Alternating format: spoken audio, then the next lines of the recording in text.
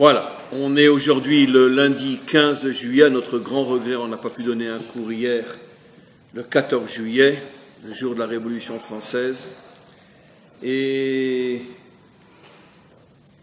on essaye de continuer nous aussi la Révolution, ici en Israël, nous juifs d'origine française, puisque ça fait bien longtemps que la France n'existe plus, et donc on se demande pourquoi ils font encore le 14 juillet, mais nous, on essaye de continuer la révolution ici en Israël. La révolution sera bien sûr la délivrance finale.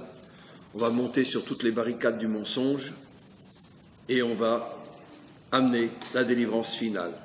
Pourquoi nous? Parce que le prophète Obadiah, vous le savez, a dit que la délivrance viendra de France. Donc, on est aujourd'hui le 15 juillet et on va rentrer dans notre cours, Parshat Pinchas. Il y a tellement de messages que, sincèrement, je ne sais pas par où commencer. Mais on va se jeter dans l'eau. Et on va commencer par la fin. On a un verset à la fin de notre parasha que j'ai déjà ramené dans différents cours, qui est l'un des versets les plus secrets. D'ailleurs, tous les commentaires disent ce verset-là, il faut le laisser pour ceux qui expliquent la Kabbalah, etc., parce que c'est un verset très mystérieux, qui, la fin de la parasha parle des différentes offrandes qu'on apportait au temple et pendant les fêtes, et aussi pendant Rosh Chodesh, le premier jour du mois. Et à Rosh Chodesh, on apportait entre autres un korban, donc une offrande, un animal, qui est appelé Chatat Lachem, mot à mot, une réparation pour Hachem. Le Chatat, comme vous le savez, c'est l'offrande animale que l'on apporte pour réparer des fautes. Quelqu'un qui a transgressé Shabbat, quelqu'un qui a fait X, Y, Z, bon, pas toutes les fautes, on apporte un Chatat, mais sur certaines fautes très graves, comme par exemple une faute d'idolâtrie, une faute de Chilul Shabbat, de profanation de Shabbat, on apportait à l'époque du temple, on apportait un Chatat. Et dans toute la Torah, sauf dans ce verset, quand on parle que quelqu'un apporte un Chatat, on dit il apportera un Chatat pour réparer sa faute. Chatat, ça vient du mot chet, du mot faute. On pourrait dire le sacrifice porte le nom de la faute. Et il y a un seul verset dans toute la Torah, alors que des versets qui parlent d'apporter un Chatat, il y en a des dizaines dans la Torah, un seul verset dans notre parasha où c'est marqué Chatat Lachem. On apportera un Chatat Lachem pour Hachem. Alors évidemment, tous les commentaires se posent la question, pourquoi le bon Dieu il a fauté? Le bon Dieu il a fauté pour qu'on doit apporter un Chatat pour Hachem, en plus à Rosh Chodesh. Rosh Chodesh, qui est la fête qui met en évidence qui? La lune, bien sûr, puisque c'est le renouvellement de la lune. Et alors, les commentaires apportent bien sûr une explication qui est complètement codée, les carottes sont cuites, impossible de comprendre. Ils disent, parce qu'effectivement, à Rosh Chodesh, le maître du monde demande qu'on apporte un sacrifice pour lui, pour que lui puisse réparer sa faute, c'est Rashi, vous verrez, c'est pas de moi, pour que lui puisse réparer sa faute. Donc vous voyez que même le bon Dieu il faute. C'est extraordinaire. Vous imaginez? Je crois qu'on est les seuls dingues sur terre qui osons dire que le bon Dieu faute. D'accord? Ça prouve que notre croyance elle est vraie. Parce qu'on n'a pas honte de dire des choses aussi énormes. Donc le bon Dieu a fauté. Et quelle est sa faute? Eh bien, sa faute, c'est qu'il a diminué la lune par rapport au soleil. Ce fameux midrash que je vais rappeler tout de suite. Il a diminué la lune par rapport au soleil, il l'a fait plus petite. Et ça a amené des catastrophes inimaginables dans toute l'histoire jusqu'à aujourd'hui. Et le bon Dieu se sont responsables de toutes les catastrophes qui sont survenues dans l'histoire. Et tous les Rosh Chodesh, qui est donc le jour qui symbolise le renouveau de la lune, le bon Dieu pleure, il demande pardon pour tout le mal que j'ai fait, pardon. Apportez pour moi un sacrifice, et on lui apporte le Chatat Lachem, pour qu'il puisse avoir un pardon pour la faute incroyable qu'il a fait d'avoir diminué la lune. me regarder comme ça avec des yeux. Qu'est-ce qu'il est en train de raconter? Très bien. Bon, alors évidemment, tout ça, ce sont des codes. On va, à notre niveau, essayer de décoder un petit peu. Oui?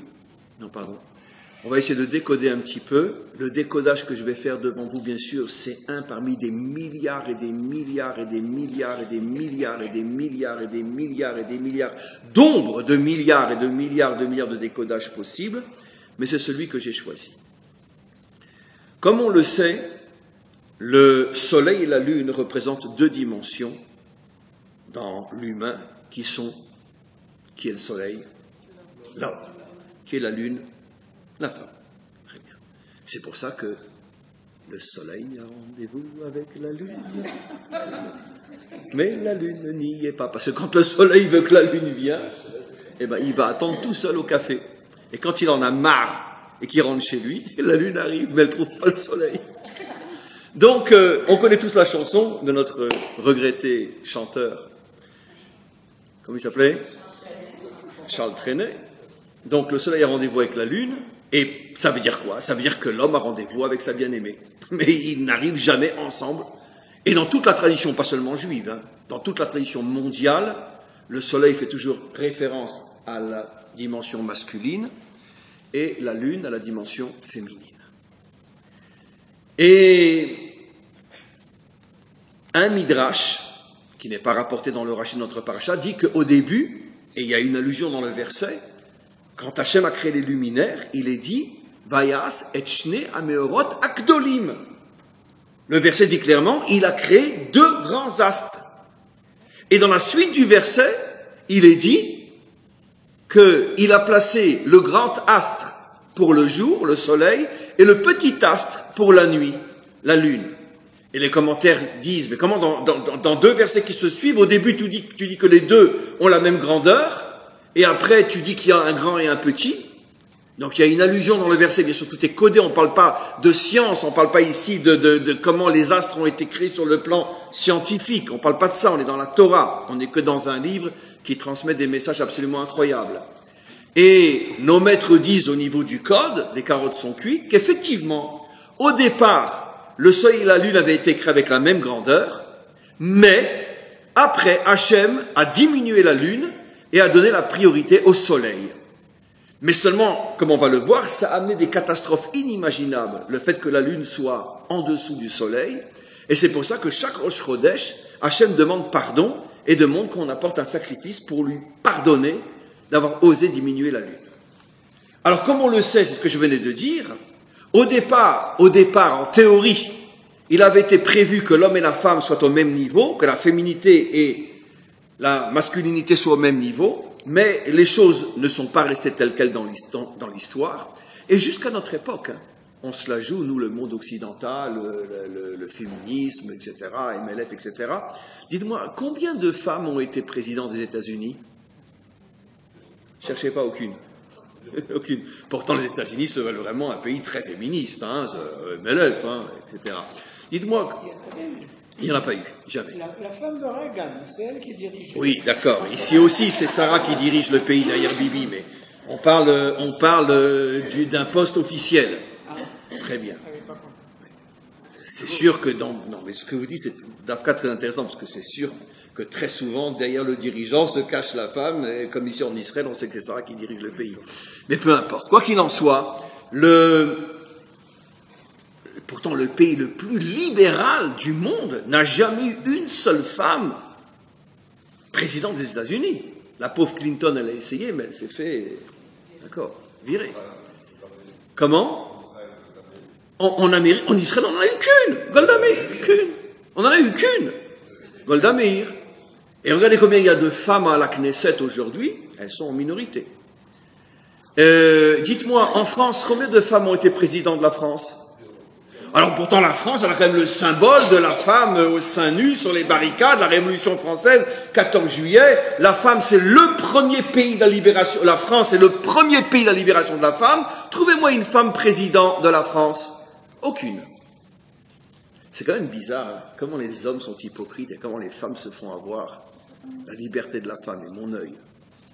Non. Dites-moi, combien vous connaissez de milliardaires femmes sur Terre? Je parle d'accord des deux postes de pouvoir. Le pouvoir politique, le pouvoir de l'argent. Allez, citez-moi-en une. En Israël, on en a une. Celle qui est... Non, celle qui dirige la banque Apoalim. Sherison, je ne sais pas comment elle s'appelle. Mais bon, allez, comptez-moi sur les 3 doigts de la main les femmes milliardaires dans le monde. Comment? Il y en a sans doute. Mais quand on parle des milliardaires, on va parler de Bill Gates, on va parler de YouTube, on va parler de Google, on va parler de Facebook, c'est les hommes. Et les banquiers, c'est les hommes. D'accord? Trouvez-moi une femme qui dirige la banque Rothschild, ou la banque Rockefeller, ou la banque Morgan aux États-Unis. Il n'y a pas. C'est les hommes. Donc finalement, qui a le pouvoir dans ce monde? Les hommes. Jusqu'à aujourd'hui, et malgré toute la blague du féminisme, s'il y en a un qui ose dire que l'homme est supérieur à la femme, et en France, il se fait arrêter tout de suite. Hein. Mais dans les faits, la femme, elle a le pouvoir? Rien du tout. Vous savez pourquoi? Parce que qui dirige le monde? Au départ, c'est la Torah. C'est elle qui a tout prévu, c'est le plan. Disent nos maîtres, Istakel Boraita ou Bara Alma. Le monde est créé sur le principe, sur les normes de la Torah. Et qu'est-ce que dit la Torah tout de suite après la faute, au sujet de la femme et de l'homme? Ve'u Yimshol Bar. Et lui te dominera. Et jusqu'à la réparation de la faute, donc jusqu'à la délivrance finale, qui domine qui? L'homme domine la femme. Comment? Alors attention. Ce que vous avez dit est 100% juste. Dans le monde de l'extériorité, dans le monde du visible, de la vitrine, c'est vrai que l'homme domine la femme, malgré toutes les tentatives de féminisme, etc. Dans le privé, les choses sont beaucoup plus nuancées que ça. Vous connaissez la blague, c'est à l'époque d'Andropov. Andropov, c'était un sacré dirigeant russe. Alors on disait, le monde entier tremble devant Andropov. Andropov, il tremble devant sa femme, et sa femme, elle tremble devant une souris. Donc le monde entier tremble devant une souris. Mais quoi qu'il en soit, on passait quand même en disant que Andropov tremble devant sa femme. Mais ça, c'est déjà dans le monde caché. Mais dans le monde visible, quoi qu'il en soit, que ce soit le domaine politique ou le domaine financier, c'est quand même les hommes qui ont le pouvoir. Et ne parlons pas du domaine militaire. Même s'il y a énormément de femmes à l'armée, c'est quand même pas elles, véritablement. Trouvez-moi un pays au monde, un pays, je parle dans le monde libéral, plus fort dans les autres, où une femme a été Ramatkal. Comment on dit Ramatkal en français? Chef d'état-major. Chef d'état-major. Ça n'a jamais existé. Et à mon avis, ça n'existera jamais. C'est impossible. Donc, par contre, si je crois qu'aux États-Unis, on a eu une femme qui était ministre de la Défense. Ça, je crois que oui, on a eu une femme ministre de la Défense. Comment? Ouais. Et en France aussi. Ministre de la Défense. C'est intéressant. C'est une petite nuance par rapport à ce que je dis. Mais en tout cas, un chef d'état-major, femme, c'est sûr que non. À la rigueur, ministre. Mais en tout cas, président de la France, ça, il n'y a jamais eu et il n'y aura jamais. En tout cas, bon, il n'y aura jamais, on ne sait pas, mais en tout cas, pour l'instant, il n'y a jamais eu, on est quand même en 2019. Donc, en vérité, qui est le fautif? C'est Hachem. Hachem nous dit, c'est moi qui ai diminué la dimension féminine et je demande pardon chaque Rosh Chodesh, puisque la lune est le symbole de la femme. Je regrette d'avoir diminué la dimension féminine et je vais supporter cette faute jusqu'à la délivrance finale. Voilà ce que dit notre texte. Maintenant, et deux questions qui sont été la même. En quoi c'est tellement une faute au point qu'Hachem demande qu'on lui apporte un sacrifice pour le pardonner? Enfin, c'est tellement grave d'avoir diminué la femme. Nous, les hommes, ça nous arrange quand même. Et en quoi c'est la source de toutes les catastrophes de l'histoire? Eh bien, notre paracha nous livre ce secret-là. Parce que, en ce qui concerne notre peuple, et donc forcément toute l'humanité, parce que tant que nous allons mal, l'humanité entière va mal, et quand nous irons bien, tout le monde ira bien, puisque le salut du monde dépend de la réparation de notre nation, pour qu'elle puisse devenir Or la Goïm, la lumière des nations. Donc tant que ça ne va pas chez nous, ça ne peut aller nulle part. Et comme je dis toujours, dans le subconscient le plus mystérieux de l'antisémitisme, en vérité, ils ont raison. Parce que quand ils nous cognent, c'est inconsciemment, ils sont en train de nous dire « Mais vous ne pouvez pas être ce pourquoi vous avez été créés, vous ne voyez pas que tout va tellement mal, c'est à cause de vous !» Mais quand un antisémite, il dit « Tout ce qu'il y a de mal dans le monde, c'est à cause des Juifs !» Ça, je ne dois pas l'enregistrer. Il a raison ou il a tort? Ben, en vérité, il a raison et il a tort. Il a raison parce qu'effectivement, c'est ce que nous disent nos maîtres. Le salut du monde dépend d'Israël. Donc quand ça va mal dans le monde, c'est forcément qu'Israël ne joue pas son rôle. Mais pourquoi il a tort malgré tout? Parce que de la même manière qu'il nous insulte quand tout ça va mal, il devrait aussi nous louer quand ça va bien. Mais ça, il ne le fait pas. Donc si j'ai un non-juif qui vient et qui dit, d'accord, les juifs sont super dans 1, 2, 3, 4, 5, 6, 7, 8, 9, 10, 11, 12, 13, 14, 2000, 3000, 5000, parce que c'est vrai, dans beaucoup de domaines, on est très bien. Mais ils sont des nuls dans 1, 2, 3, 4, 5, 10, je dirais pas que c'est l'antisémite, j'accepte. Mais quand tu viens seulement pour dire du mal des juifs, mais ce qu'ils font de bien, ça tu ne le dis pas, ça c'est l'antisémitisme. D'accord ? Mais quoi qu'il en soit, il y a quelque chose de vrai. Que si le monde va mal, c'est parce que les juifs ne remplissent pas leur rôle d'être hors la goïm, d'être la lumière des peuples. Donc, quand Hachem dit que le fait que j'ai diminué la dimension féminine, ça amène des malheurs énormes sur le monde, on va commencer à comprendre, par rapport à la femme juive, en quoi le fait que la féminité est inférieure à la dimension masculine dans notre peuple, en quoi ça amène des malheurs extraordinaires. Alors Rachid va le révéler dans notre paracha à différentes reprises de manière extraordinaire. La première fois qu'il le révèle, Rachid, c'est quand la Torah nous rappelle que toute la génération qui est sortie d'Égypte n'est pas rentrée en Israël. C'est au début de notre paracha. Et Rachid fait remarquer, en s'appuyant sur le verset, attention, c'est seulement la génération des hommes. Parce que toutes les femmes qui sont sorties d'Égypte, bon, à part celles qui sont mortes de vieillesse, mais toutes les femmes qui sont sorties d'Égypte, elles sont rentrées en Israël. Pourquoi dit Rachid? Parce que les femmes n'ont pas fauté dans la faute des explorateurs. Les femmes n'ont pas fauté dans la faute des explorateurs. Non, dans la faute des explorateurs, dit Rachid. Meragel, Meraglim, ce sont seulement les hommes. Et Rachid dit pourquoi? Parce que les femmes, Mechavevot et Haaretz, elles aiment, elles sont attachées à la terre. Pas plus que les hommes. C'est même pas comparable aux hommes. Puisque tous les hommes de cette génération qui est sortie d'Égypte n'ont pas voulu rentrer en Israël. Et Rachid dit, toutes les femmes ont voulu et sont rentrées en Israël. Mechavevot et Haaretz. Alors, on peut se poser une question. Généralement, dans une génération, il y a autant d'hommes que de femmes. Généralement, il y a même souvent plus de femmes que d'hommes. Mais au moins, c'est moitié-moitié. Alors, très bien, tous les hommes ont fauté. Très bien, ils n'ont pas voulu rentrer en Israël. Juste une petite parenthèse qu'on va juste rappeler, comme c'est important, on arrive bientôt à Tisha B'Av. Dites-moi, ça a amené quoi comme catastrophe, le fait que les hommes n'ont pas voulu rentrer en Israël? 40 ans de désert. Pourquoi vous commencez par les miettes?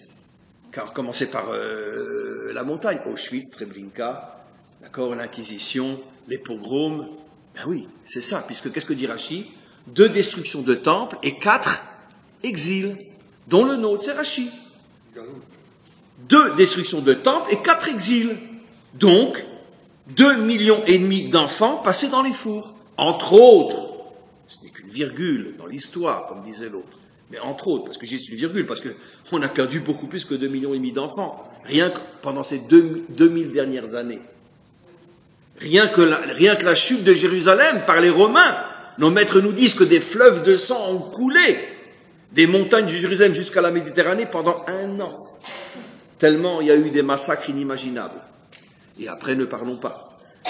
Le Moyen-Âge, les pogroms, l'Inquisition, les croisades, bien évidemment, où toutes les communautés du nord au sud ont été massacrées partout où passaient les croisades, brûlées vifs dans leurs synagogues les uns après les autres. ce qui s'est passé avec les Allemands, là, le village où ils ont été brûlés, tous les, comment on appelle ça, Oradour. Ça se passait tous les jours pendant des années et des années. Toutes les communautés juives étaient rentrées dans les synagogues et brûlées vifs pendant les croisades. Donc, on en a perdu. C'est la faute à qui?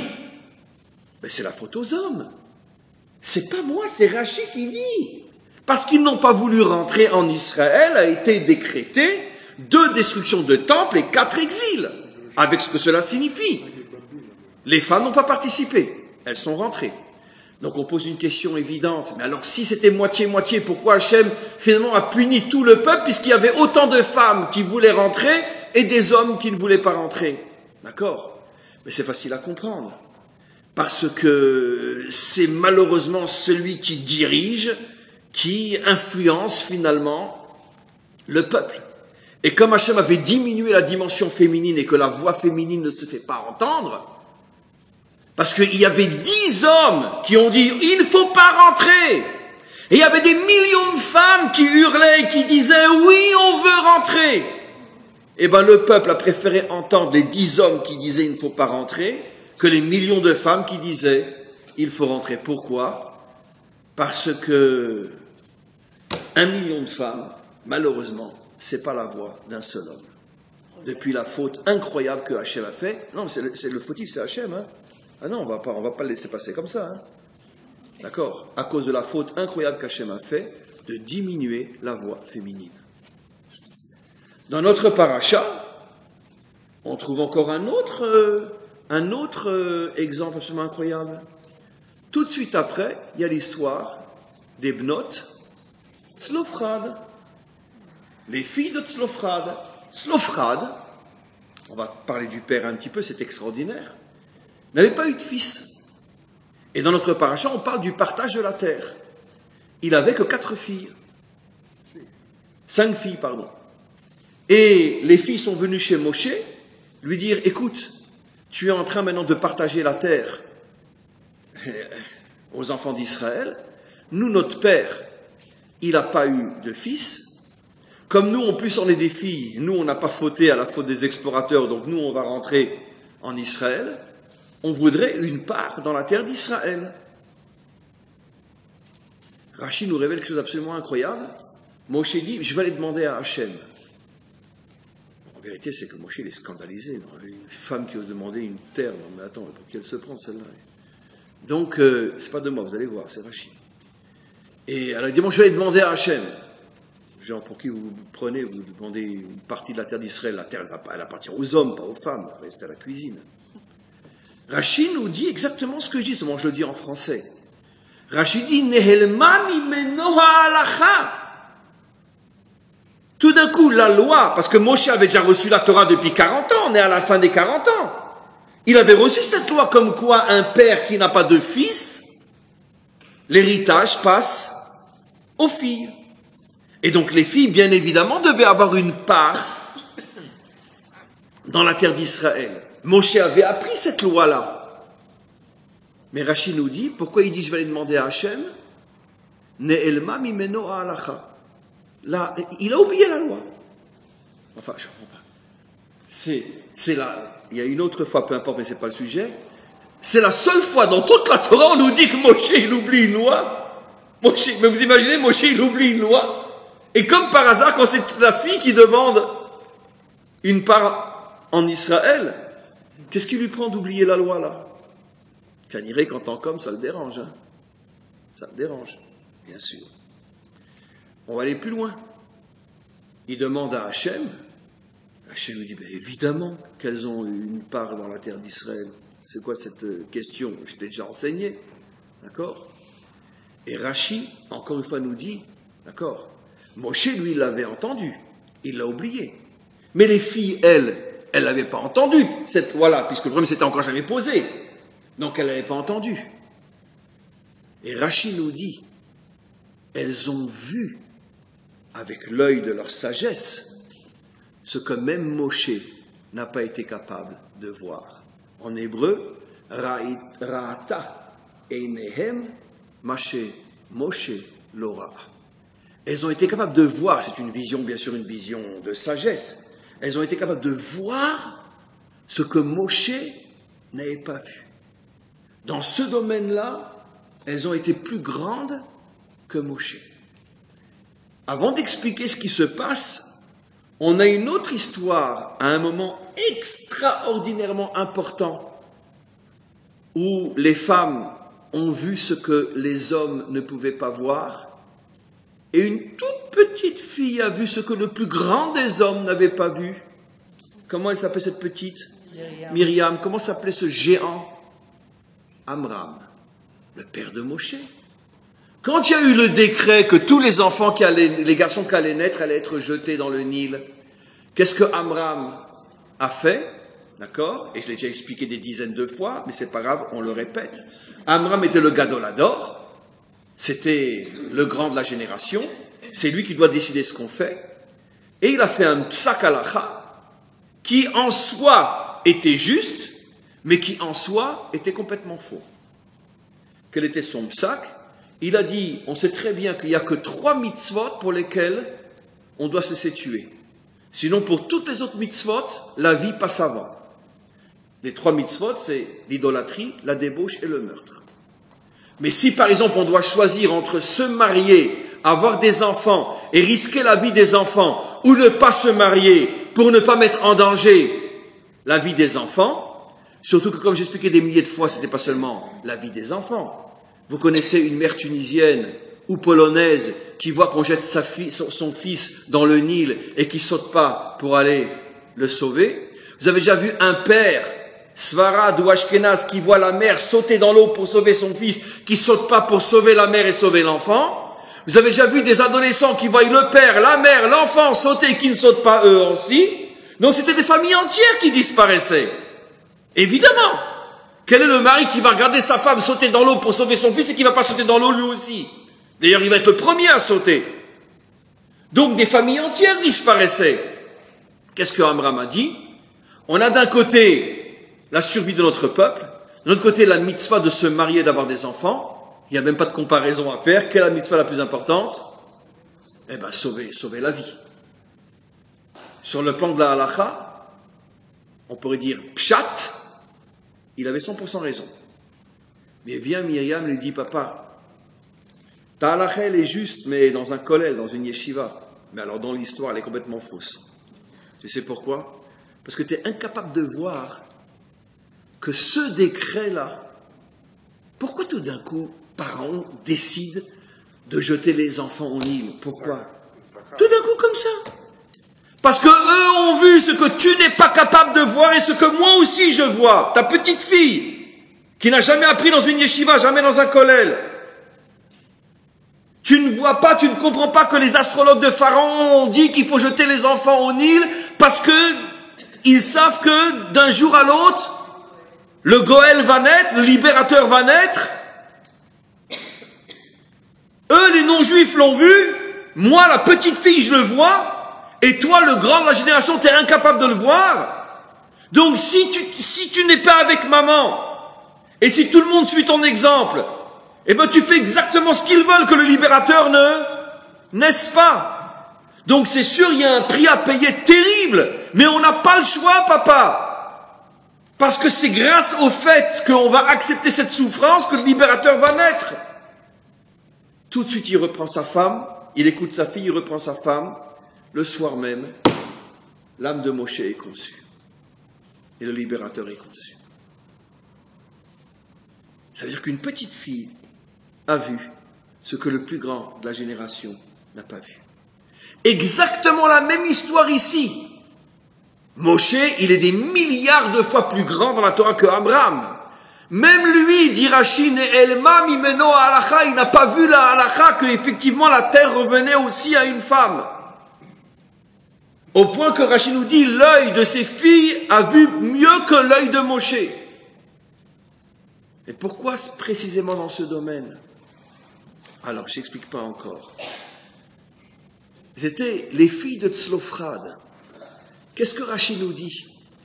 Tzlofrad, c'est celui qui, justement, dans la paracha des explorateurs, à la fin de la paracha, on parle de quelqu'un qui est Mechalel Shabbat, qui profane le Shabbat. Et on l'arrête et il sera condamné. Là-bas, on ne cite pas son nom.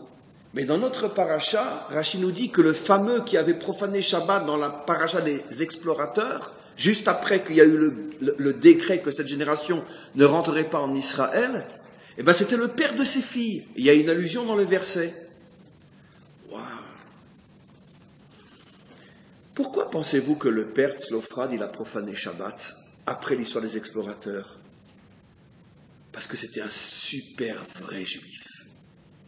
Ah, si on en avait un comme ça, on le congélerait. Rien que pour le voir tous les jours, on le sort, on lui fait un bisou, on le remet au congélateur. Mais non, il n'est pas en Kouslareth, il était dans le désert avec tout le monde. Pourquoi?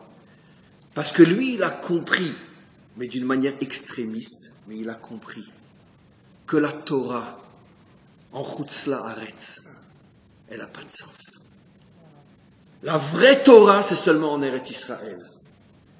Et donc, si on ne veut pas rentrer en Eretz Israël, on ne veut pas la Torah, on n'a pas besoin de la Torah.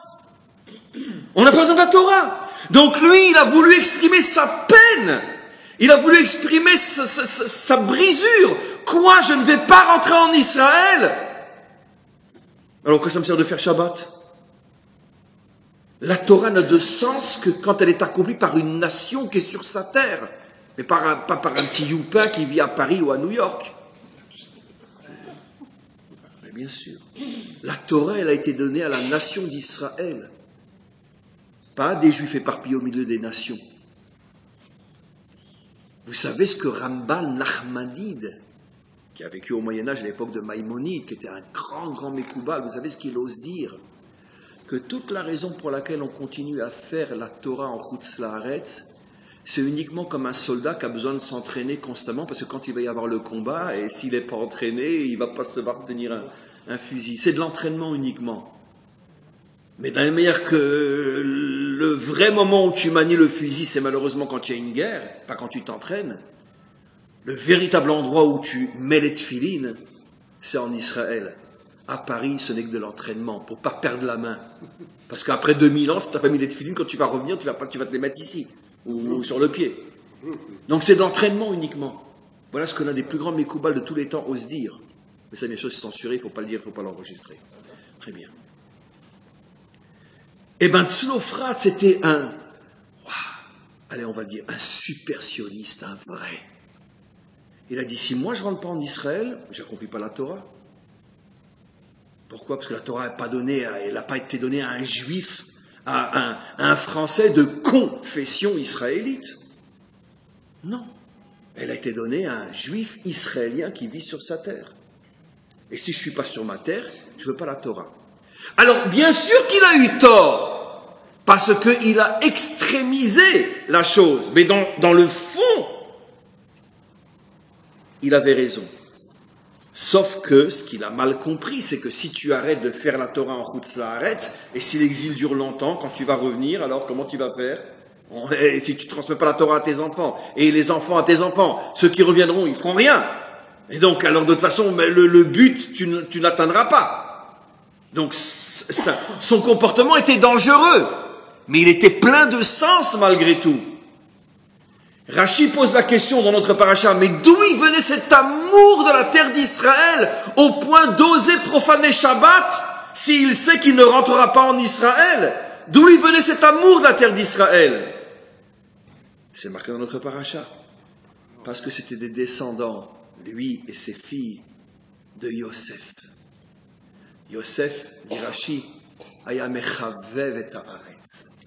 Il représente l'amour de la terre d'Israël. Tiens, d'où on a vu que Yosef représente l'amour de la terre d'Israël. Pourtant, Yosef, à partir de l'âge de 17 ans, il n'est plus jamais revenu sur sa terre. Mais parce que Rashi rapporte un verset extrêmement mystérieux, complètement codé, parce que Yosef, avant de mourir, il a dit à ses frères, vous rapporterez mes ossements en terre d'Israël. Évidemment que tous les commentaires se posent la question, alors en quoi? Je veux dire, il y a des tas de gens qui ramènent leurs os en Israël. Bon. Ça y est, derrière Hagav, c'est pas évident du tout. Le Zohar dit des choses terribles sur un juif qui a vécu toute sa vie en Chutz La'aretz et qui aurait pu revenir en Israël et qui ne l'a pas fait, et qui demande après d'être enterré en Eretz Israël, le Zohar dit que la terre n'en veut pas, et que c'est une abomination pour la terre d'avoir son... C'est dur, c'est le Zohar, c'est pas le Shulchan Aruch, c'est pas la Halacha, mais le Zohar dit des choses terribles sur le fait d'enterrer un... Et le Zohar dit, à l'exception des grands tzadikim, qui eux, même s'ils ont vécu en Chutz La'aretz, peuvent venir se faire enterrer en Israël, mais un juif comme vous et moi, si on a vécu toute notre vie en Chutz La'aretz et qu'on aurait pu venir, mais qu'on a préféré faire des affaires en France ou en Amérique, et qu'après on dit oui, mais bon, pour se faire enterrer, c'est bien d'être enterré à Jérusalem, le Zohar dit que la terre nous vomit. Elle ne veut pas de nous. Comment ? Et c'est ce qui se passe aujourd'hui, malheureusement, terriblement, mais si on diffusait ce Zohar-là, bon, ça ferait des sous au moins pour la Chevra Kadisha, ça c'est sûr. Parce que ils reçoivent un fric fou quand ils enterrent quelqu'un ici de Chutz La'aretz. Donc ils n'ont pas intérêt à ce qu'on diffuse ce Zohar. Mais en tous les cas, c'est un Zohar terrible. Quoi qu'il en soit, Yosef demande à ce qu'on enterre ses os en Israël. Tous les commentaires disent sur Yosef, il n'y a aucun problème, parce que de toute façon, même s'il avait voulu, de toute façon, Pharaon ne l'aurait jamais laissé, puisqu'il a dû obliger, il a fait un chantage avec Pharaon, etc. Bon, lui était dans un cas de force majeure, il ne pouvait pas. De même, tout ce que j'ai dit ne concerne pas les Juifs qui vivaient au Moyen-Âge ou qui vivaient, etc., à des époques où il était absolument impossible de venir vivre en Israël. Je parle pour nos dernières générations où aucun Juif n'a véritablement d'excuse aujourd'hui, si ce n'est que, bon, c'est plus facile en France ou ailleurs. Donc c'est bien sûr pas une excuse. Mais quoi qu'il en soit, revenons maintenant à ce qu'on explique. Il a demandé à ce que ses os soient enterrés en Israël. Et tous les commentaires se posent la question, encore une fois, mais en quoi on voit qu'il aime la terre d'Israël plus que les autres? C'est sur lui et le seul sur lequel on dit des 12 tribus, Mechavev et Haaretz, parce qu'il a demandé à ce que ses os soient enterrés. Alors évidemment que la réponse, elle n'est pas dans l'explication technique et première du texte. C'est que Yosef a eu une prophétie inimaginable. Et cette prophétie va être reprise des millénaires après par un grand prophète qui s'appelait comment? Le prophète Ézéchiel. Et le prophète Ézéchiel, lorsqu'il va prophétiser le retour d'Israël sur sa terre, il va comparer le retour d'Israël sur sa terre à l'ouverture de tombes qui sont en Chutz La'aretz, en dehors de la terre. Et dans ces tombes, il n'y a que des squelettes. Et les squelettes vont sortir de la tombe et vont être posés à côté. Atzamot hayeveshot. Il les appelle les os secs. Ça veut dire ils n'ont même plus, comme on va le voir d'après les autres, ils n'ont même plus une goutte de judaïsme. Sec complètement. Et après, les os qui étaient, on pourrait dire, détachés les uns des autres, première étape, tous les os sortent de la tombe, mais ils sont encore séparés les uns des autres, le squelette n'est pas encore reformé. Deuxième étape dans cette prophétie, le squelette se reforme. Troisième étape, sur le squelette reformé commence à apparaître la peau et la chair, mais le corps est encore inerte. Quatrième étape, le souffle rentre dans le corps, il se lève et à ce moment-là se reconstruit le peuple juif sur sa terre. C'est intéressant que le prophète Ézéchiel reprend l'allusion que fait Yosef en disant que tout commencera avec des os. Et le prophète Ézéchiel va encore beaucoup plus loin, il dit des os yeveshot, qui n'ont même plus la moindre lichlouchit, comme on dit en français lichlouchit, la moindre humidité, ils sont secs, complètement secs. Eh bien mes amis, je l'ai déjà expliqué ça. Yosef a vu il y a des millénaires que le dernier retour d'Israël sur sa terre se ferait à partir de Juifs qui sont comme des os secs, qui n'ont plus rien de Juifs. Tous ceux qui sont montés, qui ont reconstruit notre État, qui n'observaient pas Shabbat, qui ne mangeaient pas kasher. Vous savez que, mais ça il ne faut pas l'enregistrer, mais vous savez que pendant très très très longtemps, tous les kibboutz, toutes les coopératives agricoles étaient entre les mains de juifs marxistes et trotskistes et ce qu'on appelle Shomer Hatzaïr, d'accord?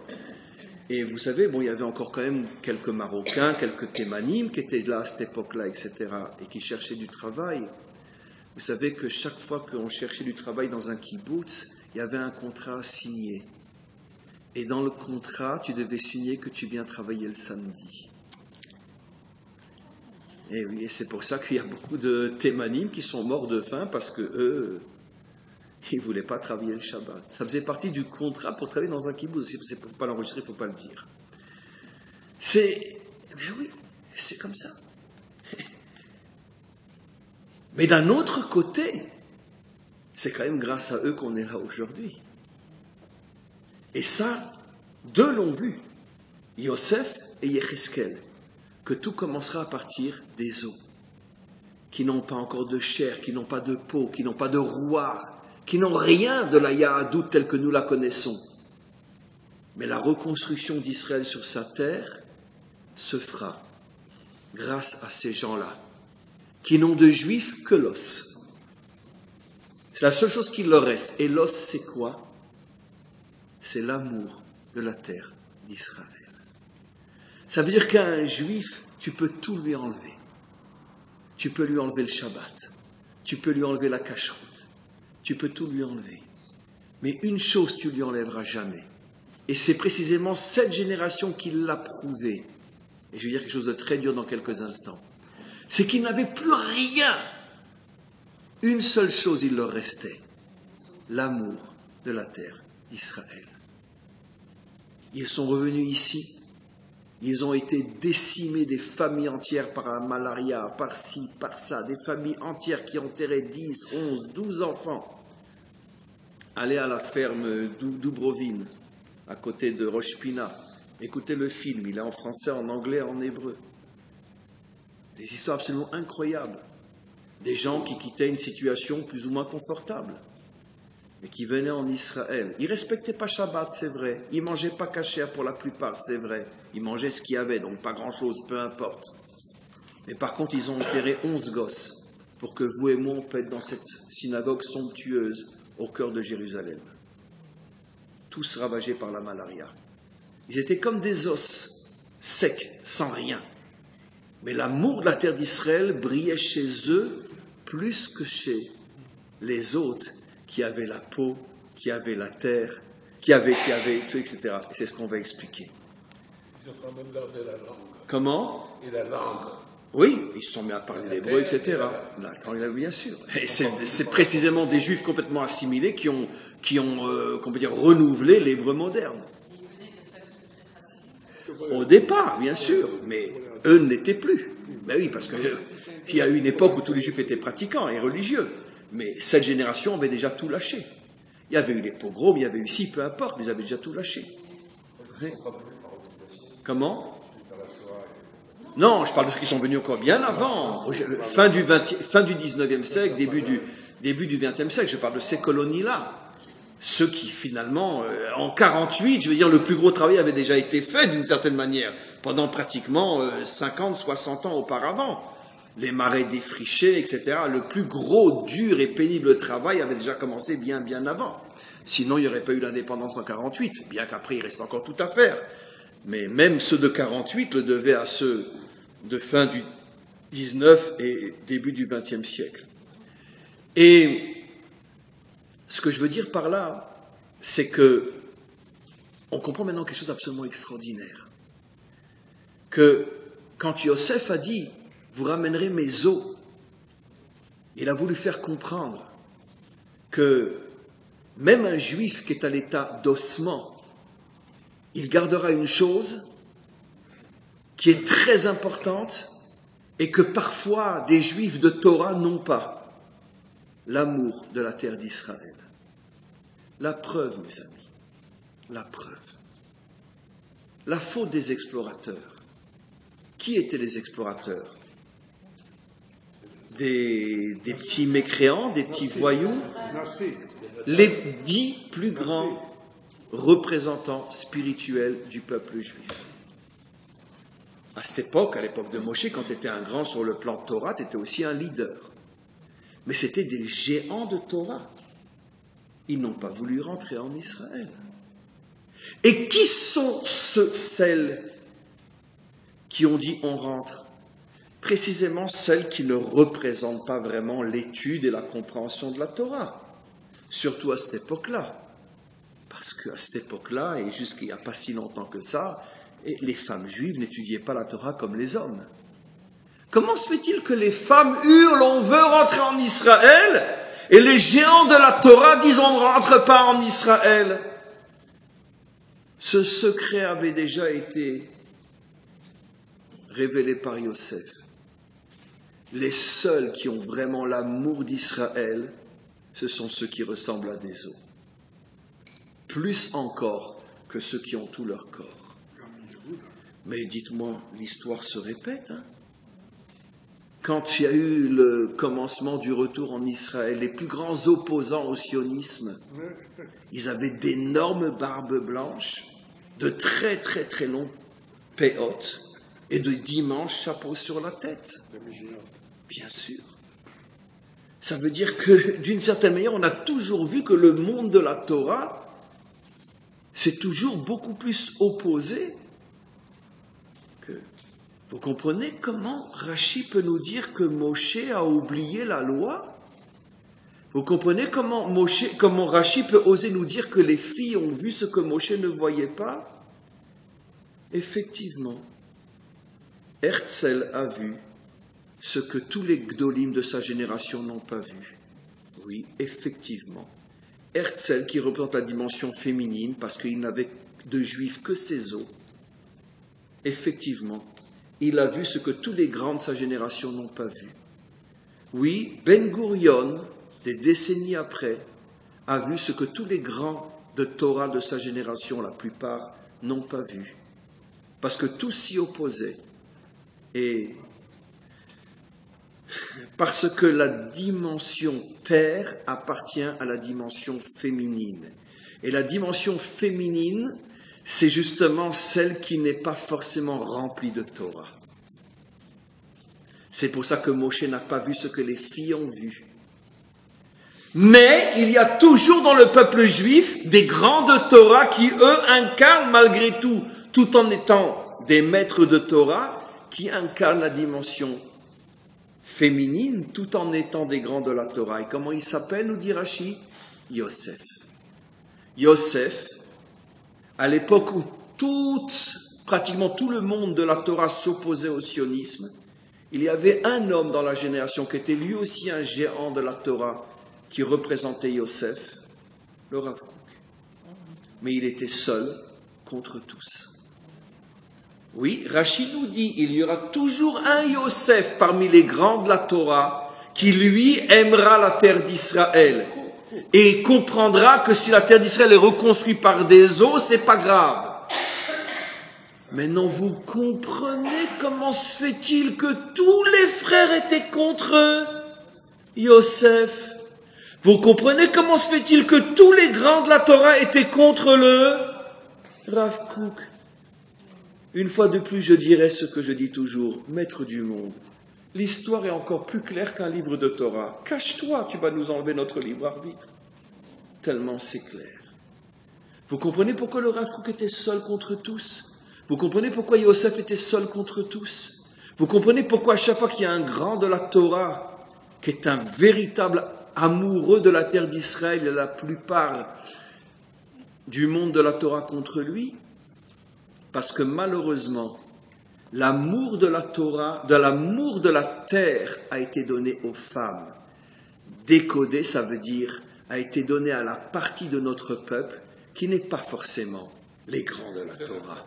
Comme la femme n'est pas le représentant de la Torah, traduit dans un langage plus universel, la dimension féminine, c'est la partie de notre peuple qui ne représente pas forcément les grands de la Torah. C'est précisément elle qui a l'amour de la terre d'Israël. Maintenant, vous comprenez comment Hachem demande pardon pour l'erreur capitale qu'il a faite. Et là, je vais vous l'expliquer d'une manière très simple. Dites-moi, il y a eu 2 énormes fautes que la génération qui est sortie d'Égypte a faites. Quelles sont les 2 énormes fautes?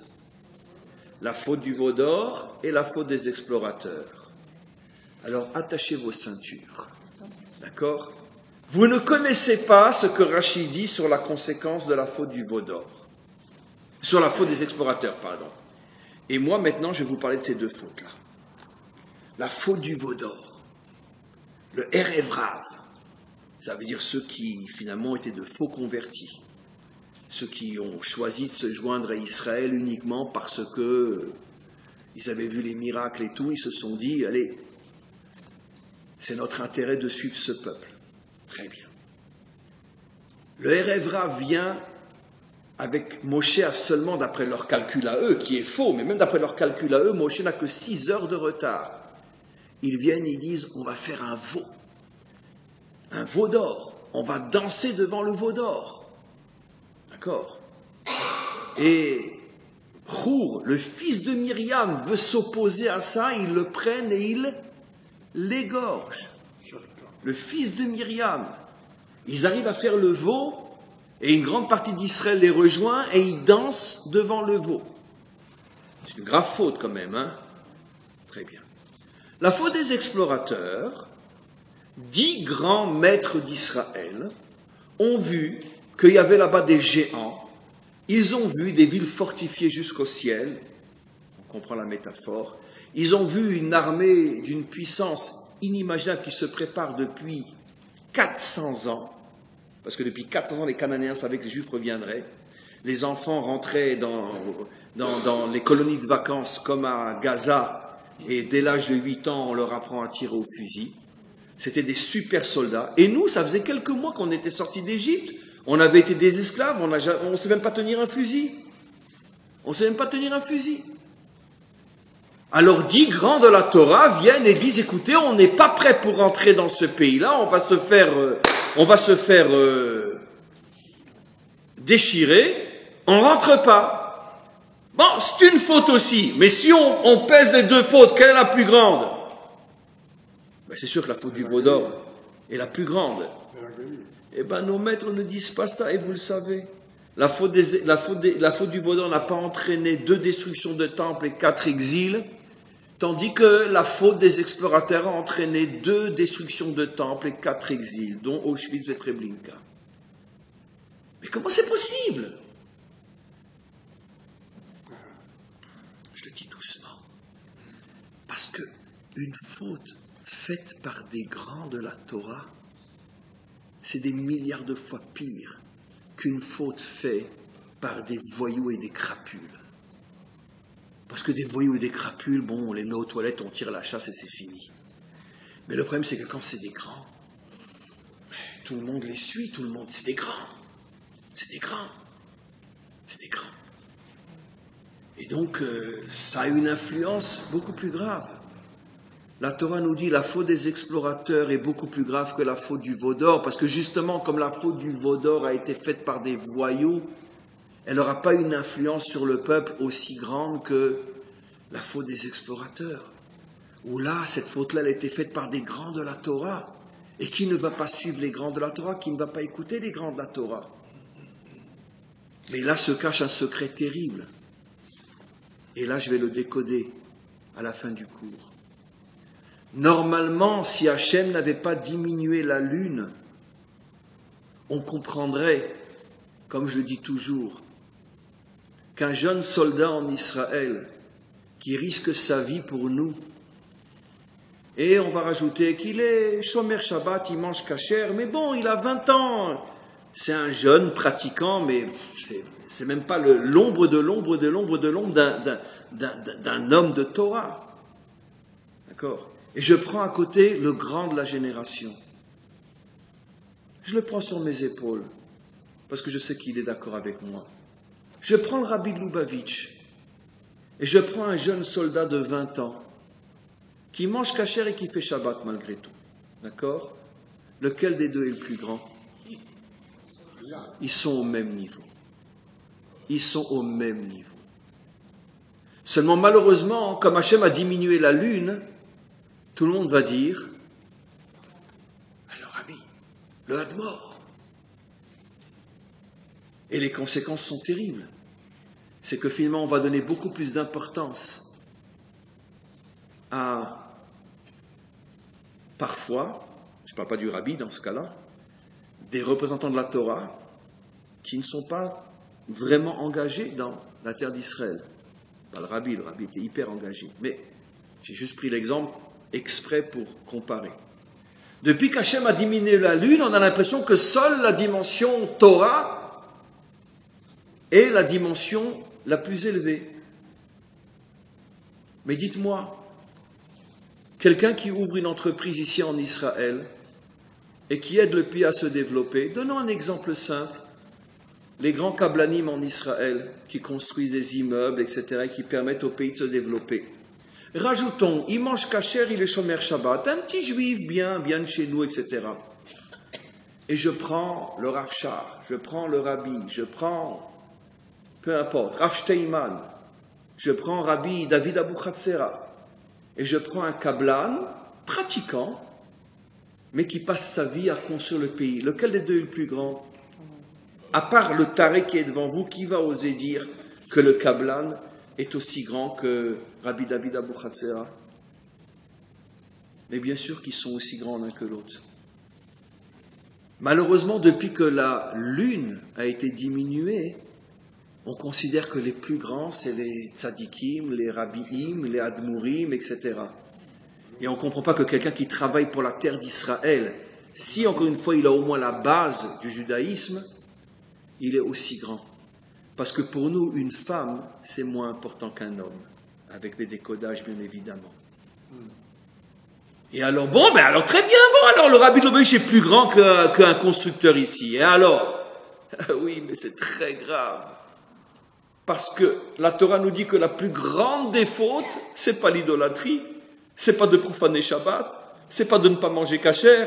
La plus grande des fautes, c'est de ne pas s'installer et de ne pas s'engager sur la terre d'Israël, les explorateurs. Ce qui veut dire que la plus grande des fautes, c'est de considérer que l'idéologie des femmes, c'est pas l'idéologie la plus importante. Et jusqu'à aujourd'hui, notre peuple est victime de ça. Parce que jusqu'à aujourd'hui, vous voyez bien qu'il y a encore tellement de juifs en Chutz La'aretz. Et vous voyez qu'il y a des milliers et des milliers d'hommes de Torah qui sont en Chutz La'aretz. Et vous voyez même en Israël que tellement une grande partie du monde de la Torah n'est pas véritablement sioniste et ne se sert du sionisme que pour ses intérêts personnels, un peu plus d'argent pour ci ou un peu plus d'argent pour ça. Et à cause de ça, on a tous les malheurs que nous traversons jusqu'à aujourd'hui. Quand notre peuple fera teshuva et comprendra que Eshet Chayil Ateret Baala, lorsque la dimension féminine retrouvera sa véritable place, que la femme deviendra la couronne de l'homme, ça veut dire que la femme dira à l'homme, baisse la tête, c'est moi ta couronne. Dans le sens du décodage, et lorsqu'on comprendra que quelqu'un qui a voué sa vie à la défense de notre pays, qui a voué sa vie à la construction de notre pays, maintenant je vais le dire, pas seulement est aussi grand qu'un tzaddik, mais en vérité est beaucoup plus grand que lui. Le jour où on comprendra ça, et que la dimension féminine deviendra la couronne de la dimension masculine, ça veut dire que le monde de la Torah acceptera de comprendre que ceux qui s'engagent dans la construction de notre peuple sur sa terre sont les plus grands de tous. Ce jour-là, ça sera le jour de la délivrance et la faute d'Hachem sera réparée. Entre-temps, en attendant, je comprends pourquoi il pleure. J'aimerais pas être à sa place. Le bon Dieu a fait une sacrée faute, mais s'il est gentil, on lui pardonnera quand même. Amen.